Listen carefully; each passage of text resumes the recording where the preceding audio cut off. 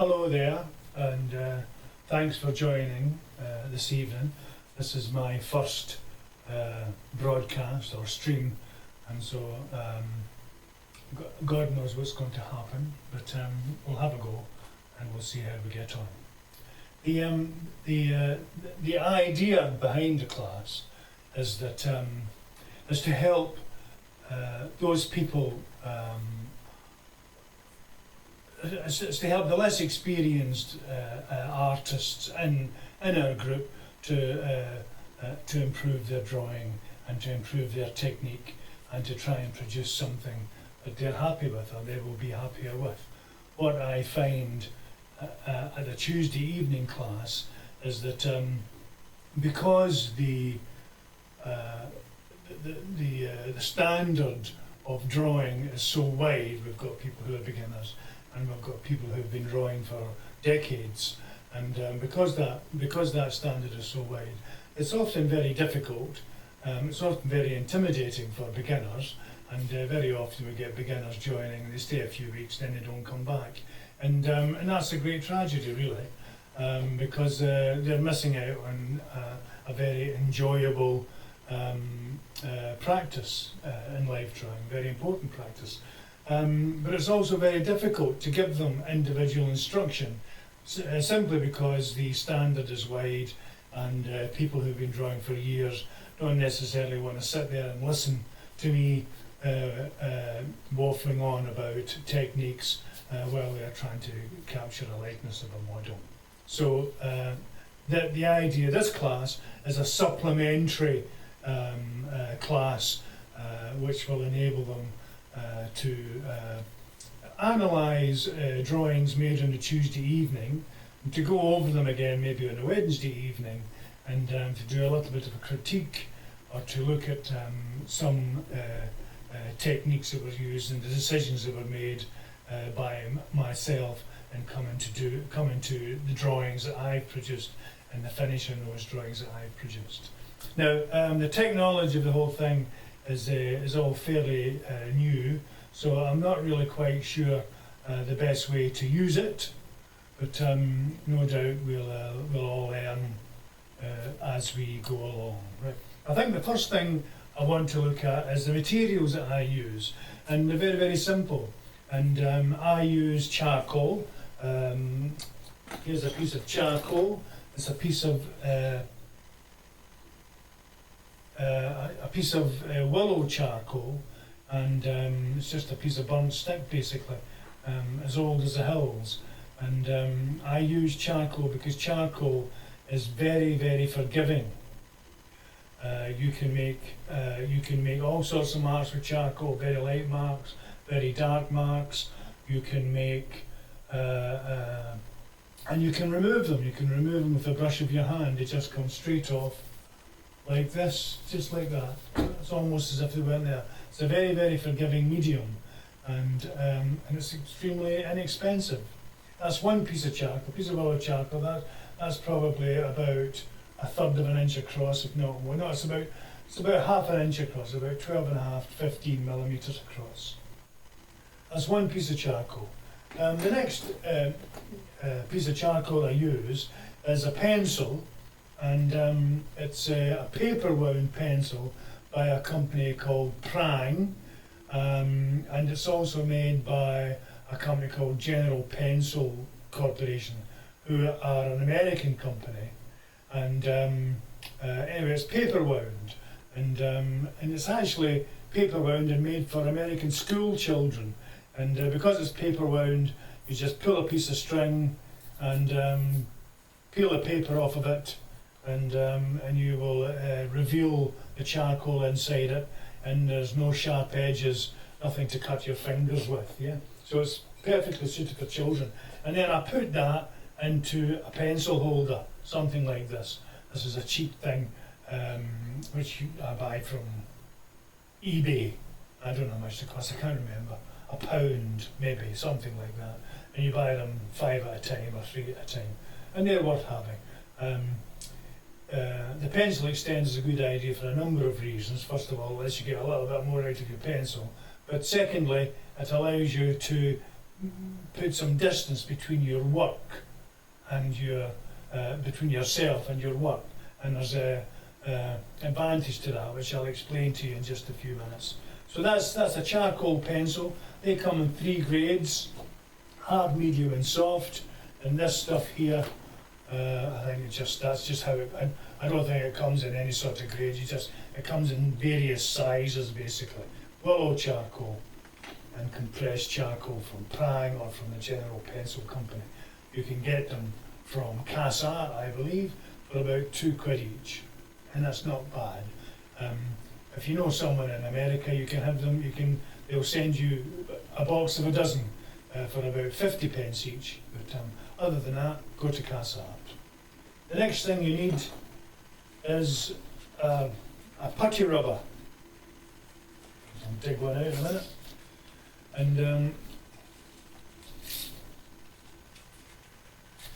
And there's a putty rubber.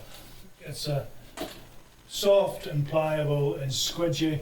I don't know what it's made of, but they're called putty rubbers, or a kneadable eraser if you want to use a posh term.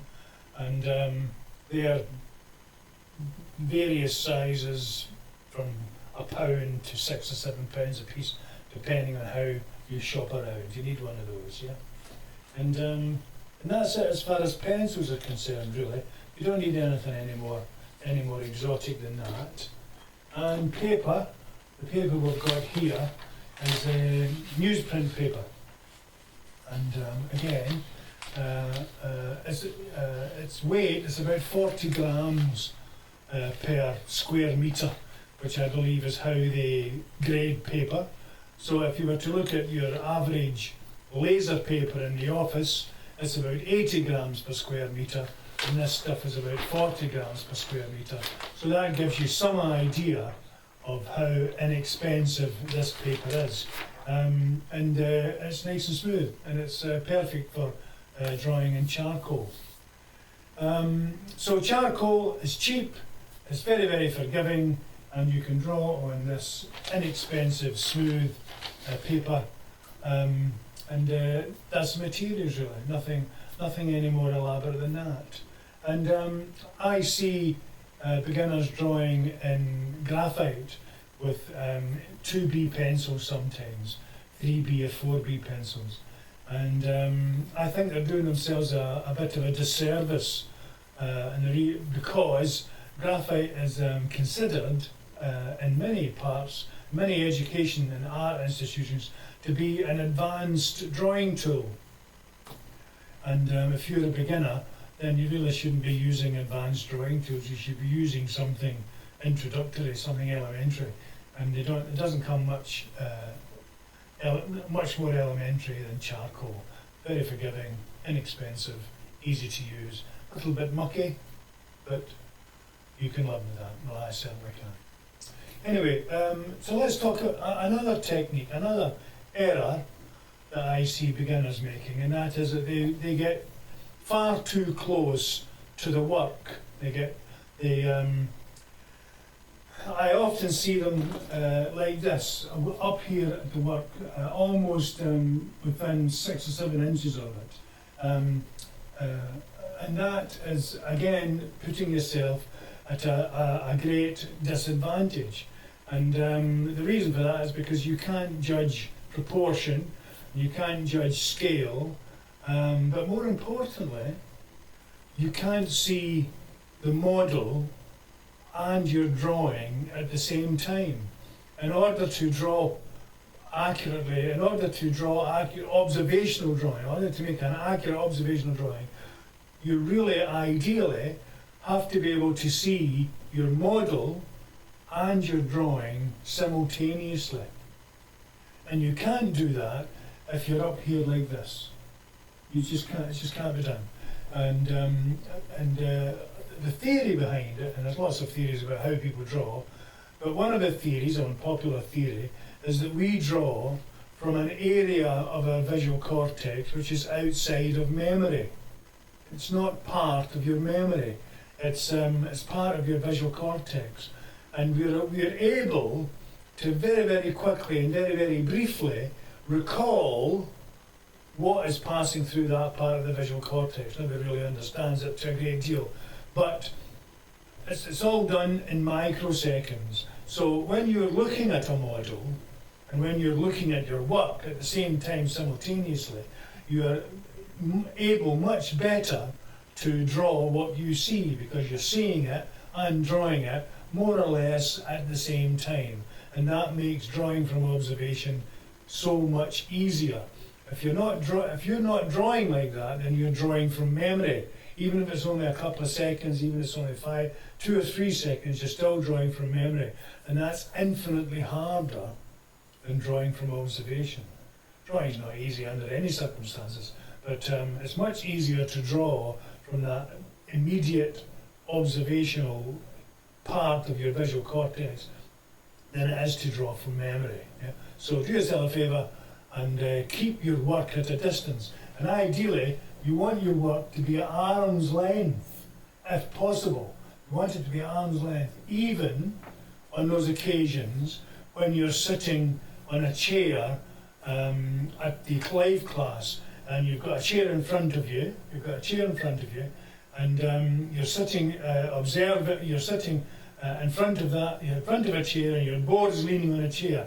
Push that chair back, put your board on the chair, and keep it at arm's length. It's very important. That will allow you to make accurate decisions, or certainly more accurate decisions, about proportion and scale. It will also allow you to see the model and your work at the same time, and it will allow you to draw from that area of the visual cortex which is best for observational drawing.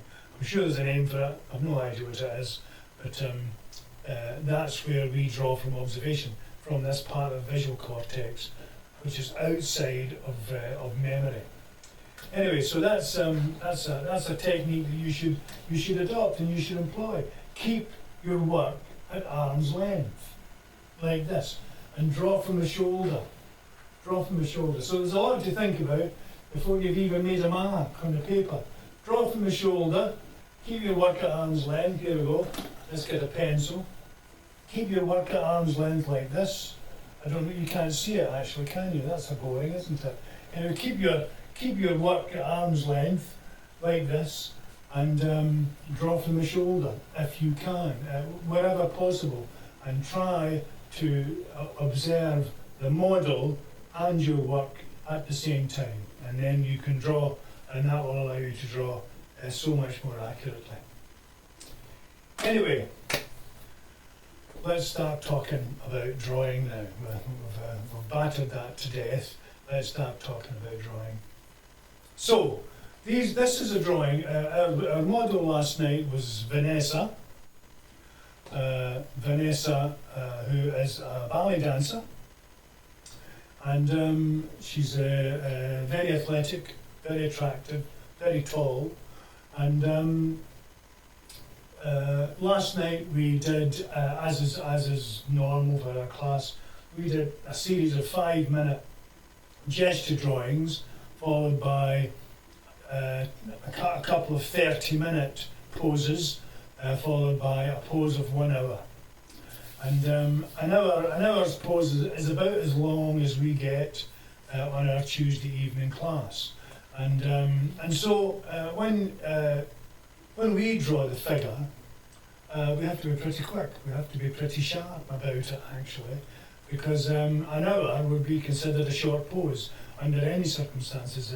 During the academic period of the 19th century, when visual art, painting and drawing, probably reached its highest peak, really, with people like Bouguereau or and his contemporaries, and that's probably as good as drawing ever got or ever will get, and it's probably as good as painting. It's as most lifelike as painting and drawing ever got. And the way you have to also remember is that their live drawing classes could last for 90 hours. So it would take them 90 hours to produce these wonderful, these beautiful, highly finished drawings. and even up until the 30s and 40s, maybe even the 50s in the Western world, it was still possible to go along to an art school and to draw the nude for 30 or 40 hours. It might still be possible today, I don't know where, I'm not sure it is. But if you're an amateur, as we all are, then you very, very rarely will get the opportunity to draw a model for 30 or 40 hours. You'll get the opportunity to draw a model for half an hour, or maybe even an hour if you're really lucky. But generally it's around about 30 minutes, maybe an hour, 5 minutes. And so we start out with drawing our gesture drawings of 5 minutes. We do half an hour of those, which is 6 drawings. And this is what I've come up with. This is the first of those gesture drawings. Now the word gesture is important because there are basically 3 ways or 3 fundamental techniques of approaching drawing. Yeah? 3 fundamental. There's all sorts of mixtures of them. There's about 3 fundamental techniques. The first one is gesture. Gestural drawing. If you look back at Renaissance art, Michelangelo and his contemporaries and the people of that period, when they drew quickly. They didn't. You wouldn't see a study of a male nude or a female nude made over 3 days, because by and large they didn't really reckon drawings very much. A drawing was only a precursor to a painting. So they wanted to get the information down quickly and accurately so they could move on to a painting stage. And so drawings were not cursory, certainly not. Some of them are very, very well done. But they were drawn gesturally, they were drawn vigorously, they were drawn quickly, they were drawn accurately, they were drawn with energy, and the idea was to capture movement, energy and weight, and the spirit of the pose, for want of a better word. Yeah. So that was gestural drawing. And these are gesture drawings. We do these drawings over a period of 5 minutes. And the idea behind them is that, first of all, unless you warm up, maybe haven't drawn anything for a week, so unless you get your eye back in and get your arms started to move. And secondly, because you're drawing gesturally over a short period of just 5 minutes, it forces you to make important decisions quickly. And that is the secret to observational drawing, making decisions quickly. What is important about this model posing here in front of me today? Of all the unbelievable complexity and quantity of data which I'm being presented with in this visual image, I've got 5 minutes to capture something which says something about this model. What's it going to be? What am I going to capture? What am I going to write down? What am I going to draw? And you have to make decisions about what that's going to be. And you have to make decisions about how that's going to be. And that is the essence of gestural drawing. And that is the essence of observational drawing. What to leave in and what to take away, and the time allowed in which to do it. And it's only in these quick drawings of a live model that you have to think that quickly. Okay? So this is the first drawing. And this drawing, we'll have a quick analysis of it. This drawing was made with a piece of charcoal like this, about this size. And I just very quickly tried to shape down the major forms. Now, again, it's important. If you look at this drawing, you'll see. I looked at Vanessa, and she, again, her pose was astonishing. Really, she's going to hold this for 5 minutes, and I looked for the centre of axis of her body, of the pose. I looked for the central axis of the pose, and then I used that as a template to put the rest of it around. I looked for the head. Actually, I used a sort of shorthand for the head. Vanessa's head is oval shaped. It's long and it's thin and it's oval shaped, and she's got a remarkably long and slender neck. So I just chose simple shapes to show that, and then I brought this central axis of her chest, and then and it changed direction to go to her navel, and then it changed there to go to her crotch. So we had this line here, and I used that line to describe the way her torso was going to be shaped. It was actually quite dramatic. And then there's her crotch, and then from there she's standing on a leg, and then this leg comes over here, and then that's her hip. There's her shoulder blade. There's her breast.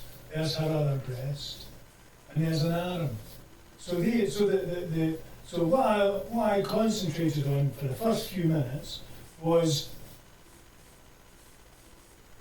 the three masses of the figure. And there's only three major masses in the figure, and that's the head, the thorax, which is the rib cage, and the pelvis, which is the lower abdomen, basically. So you've got the head, you've got the thorax, the rib cage, and you've got the pelvis, and they're the three major masses of the figure, and they determine their angle and their attitude towards each other, determine the pose, determine the direction of the pose, the turn of the pose, they determine the drama of the pose. The legs, they'll follow, yeah?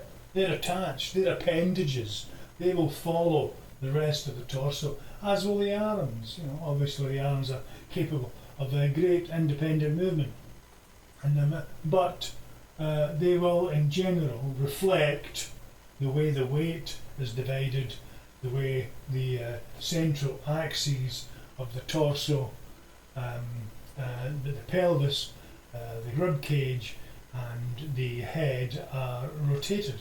And that's what we are looking to capture first in our gesture drawing. Yeah, that's the idea behind it. That's the idea. And even if it takes, there's a leg there. But once we get, that's a stick drawing, and that's what I do first. I do a stick drawing first, but because I do it in charcoal, I can just get rid of it.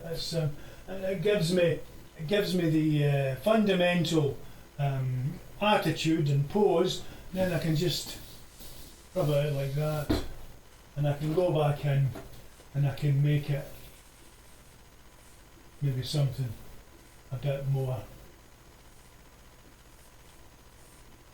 acceptable, or something a bit more realistic looking. Again, I'm not looking to do anything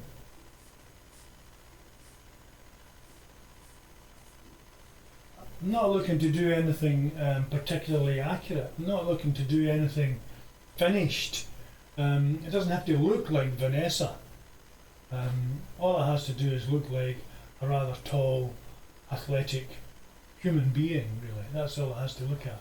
Because in 5 minutes, if I can do that in 5 minutes, I'm quite happy.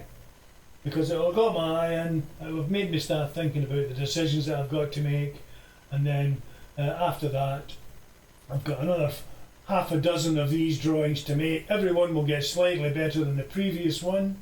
Everyone will get slightly closer to some sort of finish than the previous one, as my arm loosens up, as my eye gets back in, as my confidence grows. By the time these quick poses are finished, we'll be looking at a 30-minute pose, and I'll be much more ready to take on a 30-minute pose. So that was the first gesture drawing. That was the first gesture drawing. She stood like this. Her weight was on this leg. She balanced on that leg. She supported part of her weight with this arm. This arm was held up high, and basically that was that was the attitude of the pose. There was a slight turn. She wasn't flat onto me, she was slightly turned that way. So there's a bit of shadow there, a bit of shadow there. There's her navel, there's her crotch, there's her hip. Like so, a knee, thigh, inside of that knee. There's her shoulder. That shoulder is lowered towards us, I can see the top of it. So I've indicated that by drawing a little square, a little plane, and then down here, elbow, arm, hand. And that really is about as detailed or as accurate as we want to get. Yeah. And it can take 5 minutes to do that when you first start out. It looks as if you should be able to do that in about 90 seconds, but it can take 5 minutes when you first sit down, get yourself comfortable, and get into the drawing. Yeah. So that was the first gesture drawing of Vanessa. The rest of them were very similar, all made in a similar sort of vein. I'm hoping that you'll be able to see, these are quite faint, but there's 3 drawings here. One here, again Vanessa adopting a dance pose, and here a sort of a side-on view or a profile view of Vanessa, and her shoulder, and a little bit of detail, and an attempt at some form of light and dark, some form of light and dark. Again, an oval, no features, an oval, no features, no fingers, no hands, just an overall view of the attitude of the pose. If you want to, you can always come back later when you're at home the next day or whatever, and you can use these to come up to a much more finished drawing, because there's all the information you need there to finish that pose off. All the information's there. The only thing that's missing there is features. Well, we all know what eyes look like, we all know what noses look like, and we all know what hands and feet look like. So that's easily done. Yeah. So that was drawings 2, 3, and 4. We had 6, didn't we? Yeah. So this is another. So here we go. Right. So here is another one. Here again. Now I'm getting a bit more confident. I'm starting to put in some detail. Yeah. Again, here is Vanessa. It's a profile view. There's that long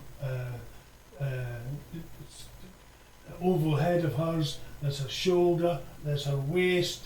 There's her buttocks. This one's very, very similar. Again, a 5-minute drawing, but as you can see, the lines are getting bolder. I put a little bit of detail in this time. I've attempted to do some sort of abstraction of her face, but it's all getting just a little bit bolder as my eye gets a bit more accustomed to the idea of drawing, and that's it. So again, I've gone for the long axes. The body has changed direction. Here's the midline, there's the crotch, there's her buttocks, arms, and no detail at all, none whatsoever. Just keeping my charcoal arm's length. And here, just go in there, make that nice and dark, and go in and just line it off with my finger, like so. A bit of shadow for the nose, a bit of shadow for an ear, a bit of shadow for the lips, a bit of shadow for the brow, under the brow, and then there's a chin, there's a neck.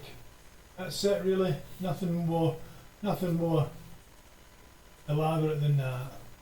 And that's a gesture head. It doesn't have to be any more elaborate than that. Yeah, and that will get us to some sort of stage where we can start thinking and concentrating on how to draw a slightly more finished character in the 30-minute drawings. Yeah. So More gesture drawings, 5-minute gesture drawings, 1, 2, 3, that's 4 and 5, 5 and 6 I should say. And then we come to the next 30-minute drawing, that's not one of them. That might be it there actually. Yes, this is it I think. Yes. So, and then we come to this drawing here. And this was a 30-minute drawing.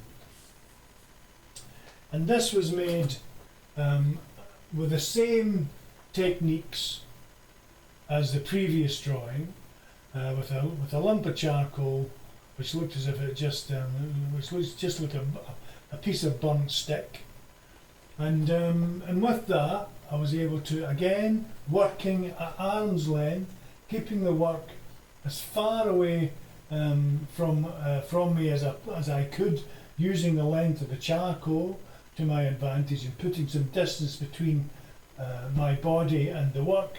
I was able to look across the top of the work, across the top of my board.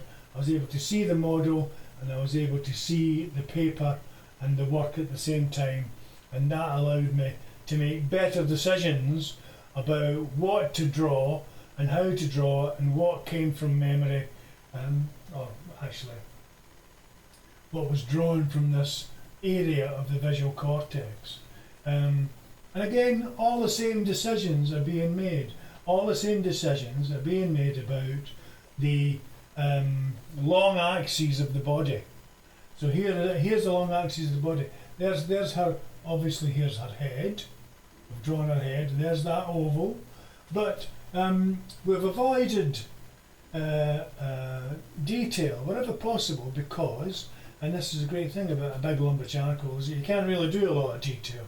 It's not really, it doesn't really lend itself to that level of, it doesn't lend itself to any level of detail basically.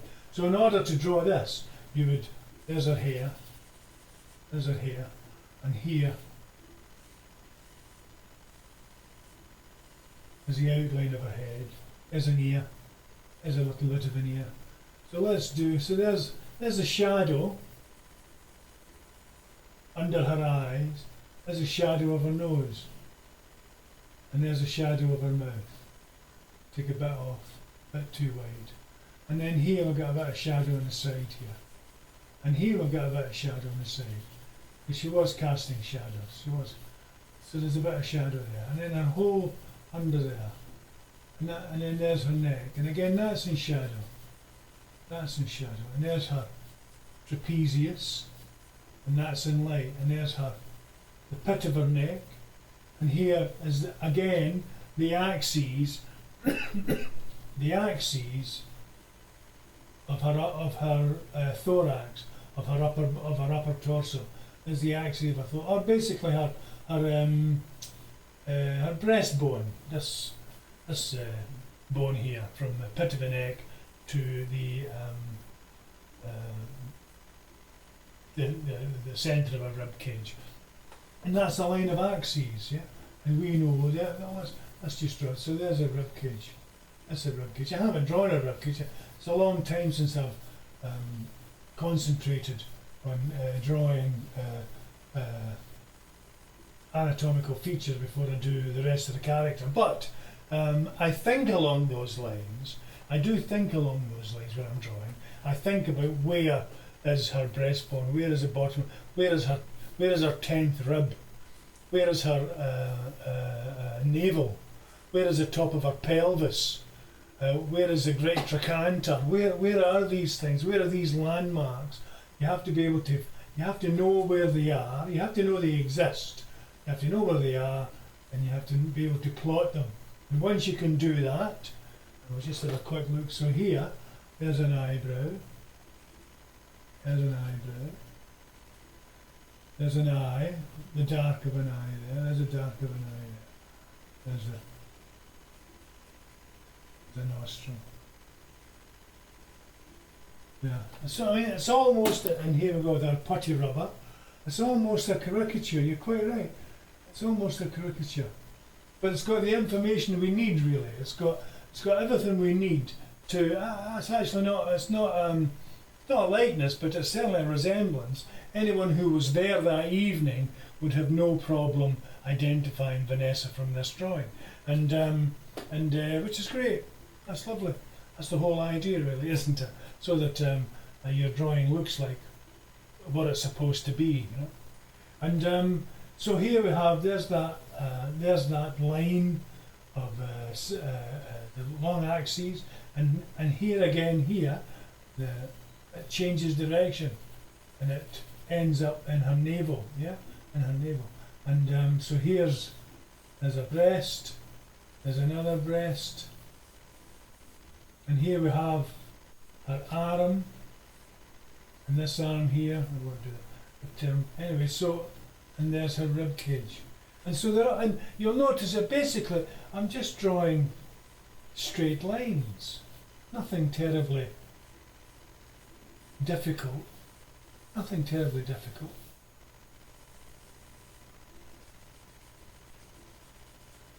And then here, this arm here is a bit more complicated. It's a curve in that one. So what I do is I look at where the curve starts, and I look at where the curve's going to go, and I look at the destination for the curve, and it's going to do that. And that's her arm, yeah? That's her arm. Something like that. That's how we do that one, yeah? There's her hand. And basically, it was the same. That's over here. There's her collarbone, and there's her shoulder. And that's it. It's all basically lines. A line down, a line across, lines down, lines across, lines down, lines across. Judging these angles, not getting too much detail into it, and just judging proportions. You will have to measure. You do have to measure at some point. I think it took me quite a few minutes to get the length of this leg right. It didn't matter how I tried. Every time I looked at it, it was the wrong size one way or the other. Or this one here was out here somewhere, that was too long.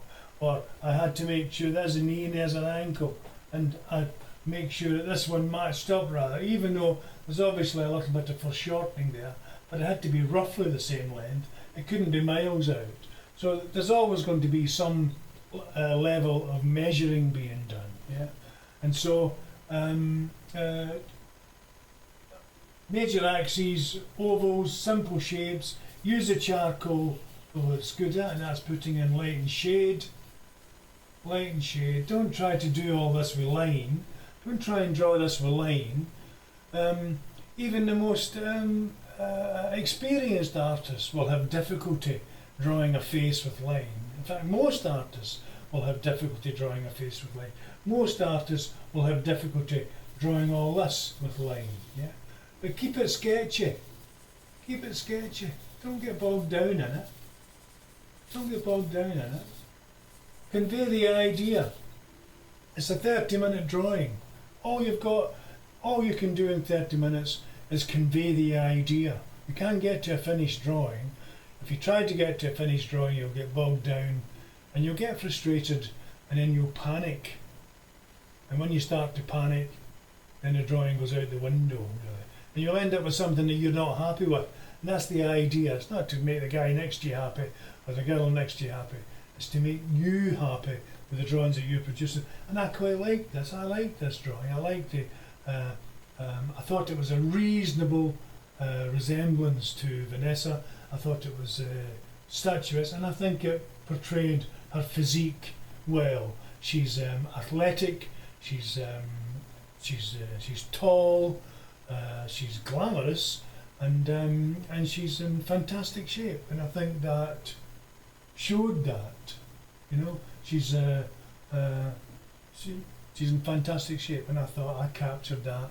And I did it all with a burnt stick and with lines, central axes, changing directions. Draw stickmen, draw ovals, draw simple shapes. Capture all that simple stuff long before you start thinking about features and details and all the rest of it, yeah? Keep it simple. Keep it really simple. And if you use a lump of charcoal like this more often than not, then you'll be forced to keep it simple. And your work will improve as a result, because you'll stop getting fussy and you'll stop getting pedantic and you'll stop beating yourself up because your line quality isn't this, that or the other, because all you've got is a bit of burnt stick, and you'll start forgiving yourself probably, and you'll start enjoying drawing. Okay, so that was the first 30-minute drawing, I think. So that was that one, and not that one. There's another one here somewhere. Have we done that? And here we go. There's this one. Let me see if I can get it off without dropping everything on the floor.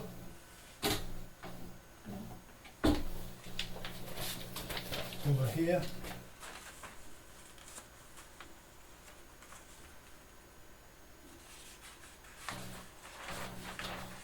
I'll be with you in 1 second, I hope. Yeah, here we go. So this is, we have this one, and this, as you can see, was, hopefully you can see. Anyway, now I think it will change, I hope so. I think I need to change to this view. That would help me. Right, okay, we'll just try and change the camera a little bit so that you can see that. That's yeah. Right, so this is another drawing. This time Vanessa is lying on a settee of some kind and leaning on some cushions, and again much the same procedure. I drew a line. That was the direction her head was in. I often employ a sort of a shorthand. Yeah, that's her head, and then her neck comes like this, and then her chest did this. And that's the shape that I begin with to draw this. Yeah, it doesn't get much more sophisticated. Doesn't get much more detailed really. There's a line for her eyes. There's a little bit of a line for her lips and her eyebrow, and I've given her a nose and I've given her an ear.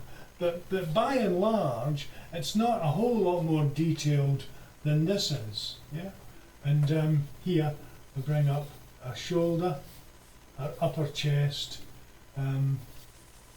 There's her hair, and this here is a kind of shorthand that I employ in order to draw this shape. So there's a nose, and there's a lip, and there's her chin, and here we get that chin.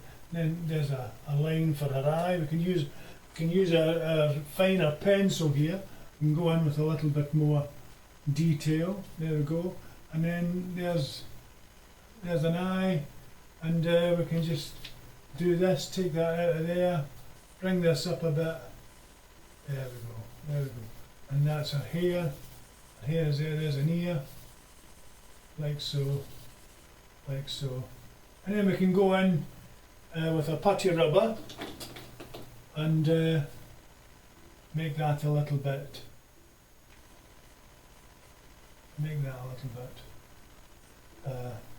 more presentable. And there we are. There's and that's it. And we can bring the shape of her cheekbones or zygomatic arch, and we can have the light coming down here like so. And that's it. And that's it really. Keep it really nice and simple. And that's not a bad job of it really. Let's make that lighter.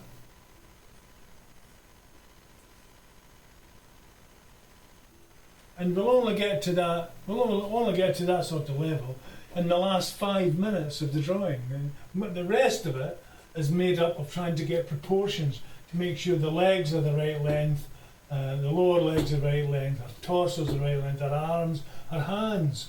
She's got long hands, large hands, long hands, and very quickly measure them. Okay, that's the length of her fingers, and that's the length of that's to her wrist. So about that length. That should be about the length of the base of her chin to about her hairline. That's not bad. That's not bad. It's fairly reasonably accurate. Fairly reasonably accurate. Let me just make sure we get. Yeah, there we go. So the so this was another, and again very simple tones, just light and dark, and a little bit the odd accent here and there. Nothing terribly. We're not going to do much in 30 minutes, so keep it really nice and simple. So let's go back to our YouTube view. There we are. Back to our YouTube view. So this was another 30-minute drawing, and this is how we approached doing that 30-minute drawing. Actually, that's terribly, that's not very good, because in general the lower lip would be at a slightly shallower angle. Anyway, you get the idea. I don't want to get pedantic about it. Anyway, you get the idea. There's an ear. Nothing more sophisticated than that. I haven't got a lot of time. To capture any wonderful likeness or any wonderful details. We don't have a lot of time for that. 30 minutes, that's not bad. That's not a bad level of finish for a 30-minute drawing. So let's have a look at, I think, the final drawing that we did, which is this one here. And on this one here, we've used exactly the same techniques as the previous drawings. We've looked at the line, we've looked at lines of the line of axes, we've looked at the orientation of the head, we've looked at the orientation of the pelvis, we've measured the legs, we've measured the lower legs, we've measured the arms, we've used angles in order to place features in the right relationship to one another. And we've got to a drawing of about that finish. From there, we've used a stump. That's this fellow, wherever he's gone. There he is, there he is. From there, we've used a stump. And I'll show you what that's allowed us to do. And by using the stump, we've shaded in the rest of the figure. So I'll give you some idea. So here we go. If we look at a sphere, I can draw a sphere or something remotely resembling a sphere. There we are. So on our previous drawing, we would have shaded that sphere. Let's say that's going to be the equator of the sphere. We would have shaded that sphere hastily, like this. That would be the lower part. Then the light's coming from here, and here is the shadow. And that's all we needed in order to describe a sphere. If we're drawing it using the same basic techniques to draw Vanessa as we have used to draw this sphere. So it's nice and simple. But on this occasion, what we've done is that we've come in here afterwards in the last 10 or 15 minutes of the drawing, and we've used a stump, and we've dragged all this dark. Let's put a little bit more on there, a bit more.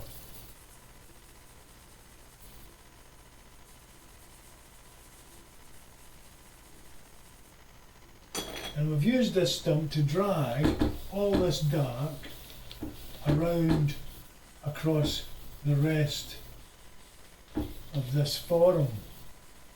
And I'll show you why we've done that in 1 second. And so what that does is it drags the tone all over the whole paper, all over the whole paper. And it gives us the opportunity to go in and make our light and shade more dramatic.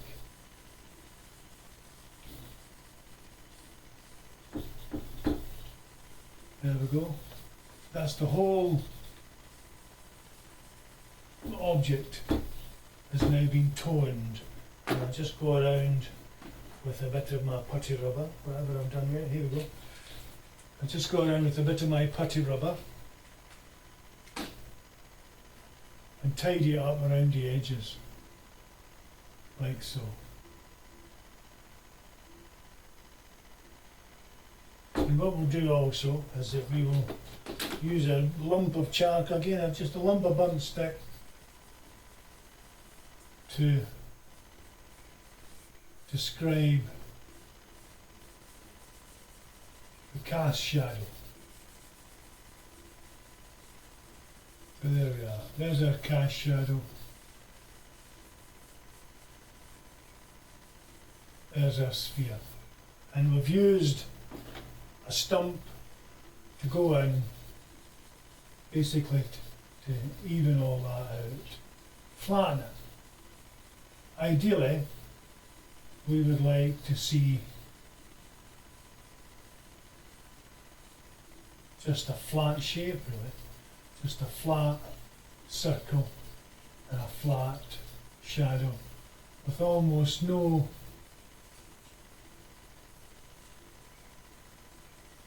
delineation between them at all, if we can. Now we'll go in here, just shape that. There we go. So,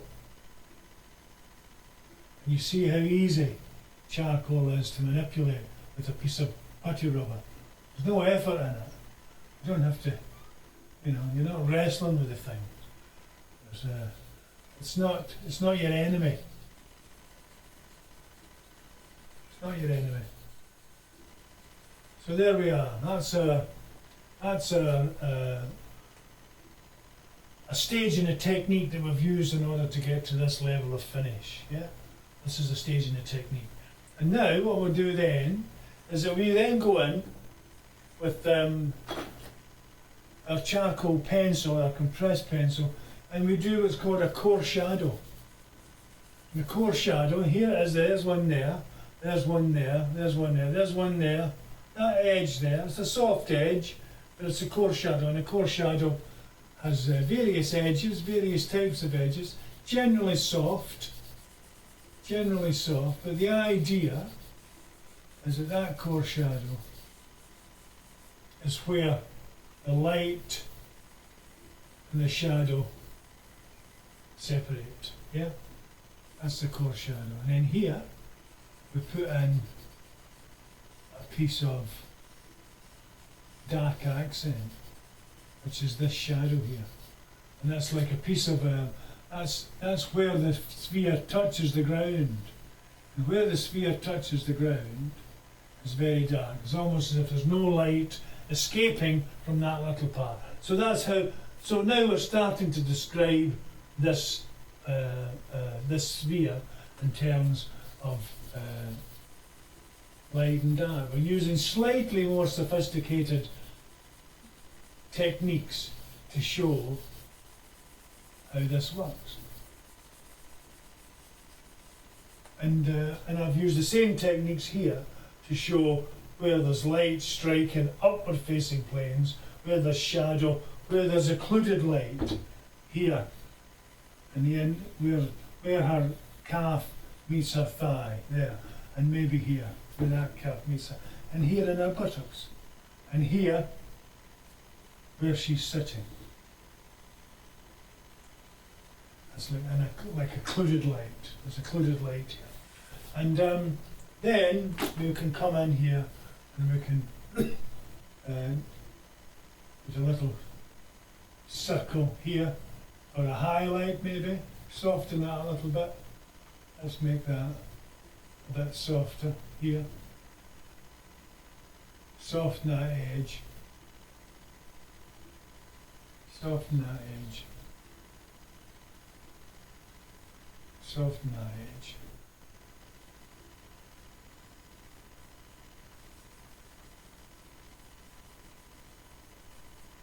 and go back in again. And there's our highlight, there's a highlight.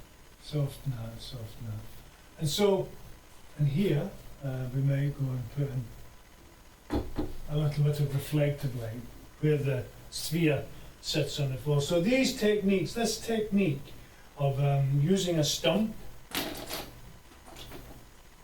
to spread the tone around the page, and then going in and reinforcing some of the darks, looking for the core shadow, and then looking for the occluded shadow, and then looking for a little bit of reflected light here, and looking for a highlight, and then softening that edge where it hits a light, softening that edge. These are exactly the same techniques I've used in order to make this drawing a slightly higher finish. This whole thing probably, this was an hour-long pose, but I think I ended up drawing it for maybe about 40 minutes, and then I decided that I had done enough for the evening. It had been a long evening. So, and this is what charcoal will do for you if you learn to use it properly, and it's very, very forgiving, and that's it really. So this is how I reached the level of finish in these drawings, and this is how, by using the same techniques as people use, these are classic. It's just the laws of light. I'm sure you've seen no end of videos and demonstrations talking about them, but that is how you come to this. Basically, you look for core shadow. Let's just look at it. So there's a core shadow. There's a core shadow. There's a bit of core shadow. Let's just put it in. A little bit darker and a bit core. There we are, rub it in. There's a core shadow. The knee, it's darker there. There's a bit of core shadow. We can just reinforce these things. There's a bit of core shadow. There's a bit here where her spine comes into. There's a bit here. Bit of core shadow. Bit of core shadow. Bit of core shadow. Little bit there, little bit there, little bit there. Some there. And then come in with a highlight. There's a bit of a highlight. That's bone. So there'll be highlight on bone. This is muscle. This here is bone. That's the rib cage. It's the back of the rib cage. There's bone here. This is the pelvis. This is the pelvis area. And then here is the great trochanter. Here is flesh. So that's going to be buttock. There's a kneecap. That's going to be bone. There's a kneecap. That's going to be bone. The shin is bone. So you look for these areas. Let's just dull that down a little bit. You look for these areas. You look for the core shadow. You look for the highlight. You look for reflected light, and you look for cast shadows. There's a cast shadow. A bit of occluded light. A bit of occluded shadow, and a cast shadow. Soften it, not too hard. It's a female figure. So we don't want the shadows too harsh, and we don't want them to have too hard lines, basically. So that's how we come to this level of finish in about 40 minutes. We start off with drawings like this, a drawing like that. It's all just angles and lines, gestural. It's all about energy. It's all about making decisions about what's important and what's not important, what should be in and what should be left out in a 5-minute drawing. And then from there we move on to a drawing which is slightly softer, not quite so angular. I'm beginning to think about drawing. I'm beginning to get accustomed to Vanessa's physique. I'm beginning to get accustomed to how she stands. I'm beginning to get accustomed to her proportions, and I'm getting a bit bolder. I'm thinking that I can maybe do a little bit of a profile. I can start looking at a few of her details, and maybe look at her shoulder, and again looking for major lines of axes, right and left, and then from there we move on to slightly more detailed gesture drawings. Again, 5 minutes. Here I've decided that I'm going to do I'm going to do the upper half of her body. There's her arm, there's her breast, there's her back, and here I do a little bit of detail, a little bit of a drawing of her features. It's caricature. It's almost a cartoon, but it's attractive. It's an attractive drawing, and this is how I got there. Just a block of tone, dark shapes, major axes, dark shapes, major axes, dark shapes. Get some pigment on the paper. Get some tone on the paper. This is what charcoal is good at. You can get a lot of tone on the paper very, very quickly, which you can't do, which is infinitely more difficult with graphite. And once graphite is on your paper, it's pretty much there to stay. Whereas charcoal allows you to just dust it off if you want to. You can just get rid of it. Start again. And then from there we move on to this. And from there we move on to this. Same techniques, just a little bit longer time. And then the introduction of the last 10 or 15 minutes of these slightly more advanced ideas of how to use light and tone. That's it. I hope this was of some value to you. I hope I didn't waffle too much, and I do hope very much that you found it worth the time and effort. Well, there are some comments there, and I've ignored them. I do apologise.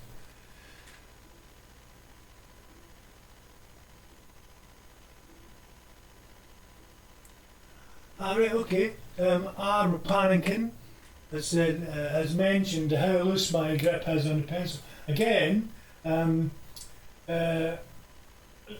mean, this would be considered a loose technique. Now, you're not going to get a loose technique, I don't think, if you've got a hold of your charcoal or your pencil, as if your life depended on it. You have to be able to, you have to hold it just tight enough that it doesn't fall out of your hand, and only just tight enough that it doesn't fall out of your hand. No tighter. That's obviously easier said than done. It all takes a little bit of practice. Anyway, thanks for your comments, Ab. And I'm going to shut the stream down. I hope it was valuable, and I hope you could come along and look at the next one. The next one should be a bit more polished, and I might even write a script for that one. Thank you all very much.